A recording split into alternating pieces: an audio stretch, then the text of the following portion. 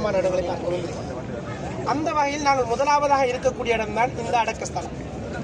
எங்களுடைய நாடுகளில் எத்தனையோ அடக்கஸ்தலங்கள் இருக்கிறது. ஒவ்வொரு பள்ளியோடு ஒவ்வொரு அடக்கஸ்தலம் இருந்தாலும் அந்த அடக்கஸ்தலத்துக்கு ஒரு பொதுவான பெயர் ஒன்று கிடையாது. நாங்கள் சொல்லுவோம் அந்த பள்ளியோட பெயரை சொல்லி தான் அந்த அடக்கஸ்தலத்தை சொல்லுவோம்.